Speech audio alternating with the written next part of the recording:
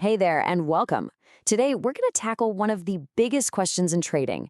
How in the world do you pick the right options contract? We're going to give you a simple, powerful checklist to cut through the noise and trade with some real confidence. You've been here, right?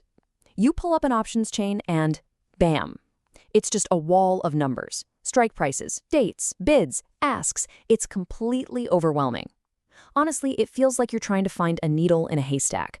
But what if you had a magnet? Well, that's exactly what we're going to build today, a magnet. This is a simple checklist that's going to be your guide, cutting through all of that noise. It's a system designed to help you make smarter, more confident decisions every single time you place a trade.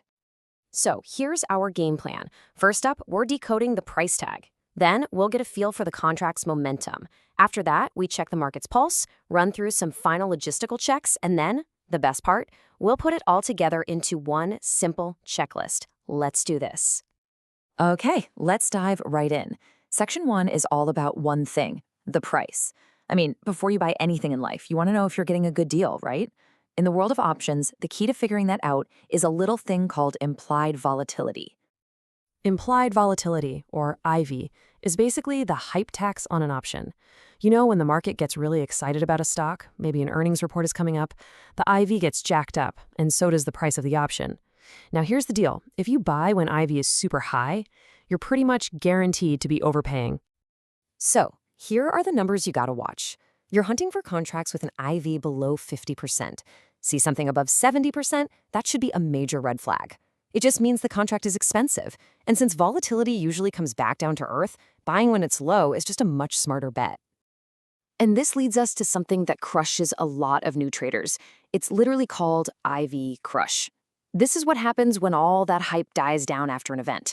You could be totally right about the stock's direction, but if that IV collapses, the value of your contract can absolutely plummet, and you end up losing money.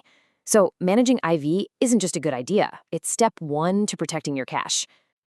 All right, let's move on to our next section and see how this all connects. We've checked the price. Now we need to know how this thing is actually going to move.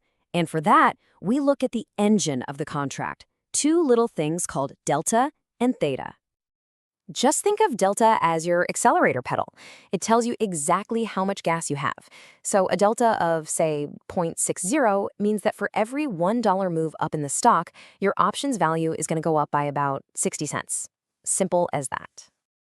Now, what you're looking for is the sweet spot. We want a delta somewhere between 0.50 and 0.70. This gives you a really nice balance. You get to really participate in the stock's gains, but you're not paying top dollar for those super expensive deep-in-the-money contracts.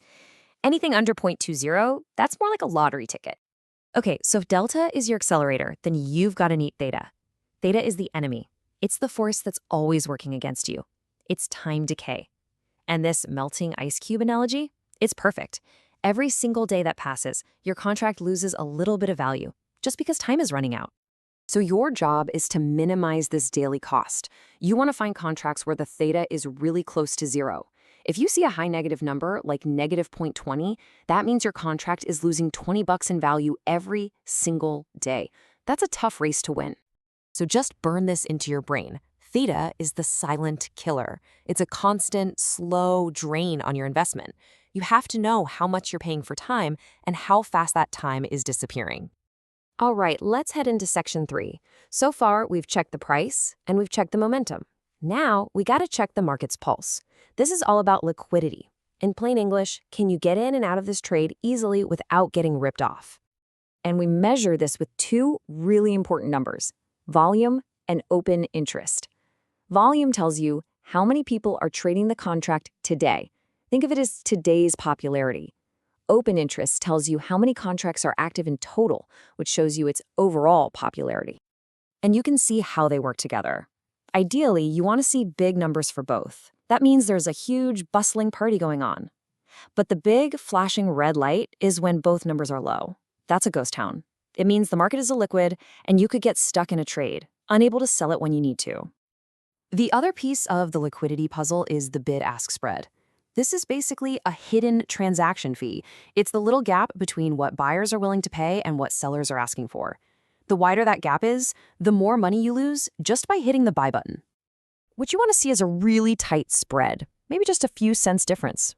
If you see a big one, like 20 cents or more, that's another sign of a dead market, and it makes it really, really hard to get a fair price when you're trying to get in or, more importantly, when you're trying to get out. Okay, on to our fourth section. This is where we bring it all home and make sure the contract actually fits your plan. We have to align the specific contract with your timeline and what you think the market is going to do. You have to remember, time is your best friend in options trading. You need to give your idea enough time to actually play out. So as a rule of thumb, aim for contracts with at least 1 to 3 weeks left on the clock. This also helps fight off that nasty theta decay we just talked about. Those weekly options, leave those to the pros. And the last check is just a quick sanity check. Does the chart actually agree with you? You don't need to be a technical wizard, but you want to see that the stock's price is already heading in your direction, hopefully with more and more people trading it. This just confirms that the market's momentum is on your side, that you've got wind in your sails. So, after all that, what does this build up to? It builds up to a complete, repeatable system. So let's put everything we just talked about into one simple, powerful checklist. And here it is. This is your 7-point pre-flight checklist. IV under 50, delta over 0.5, theta as close to 0 as you can get it, high volume and open interest, at least a few weeks on the clock, and a nice, tight bid-ask spread. Run through this before every single trade you make, and I promise you it will dramatically improve your odds. So, I'll leave you with this one last question. After everything we've gone through, take a look at your own process. Is your next trade going to be based on a proven system that checks all the right boxes, or is it going to be a guess? I think you know the right answer.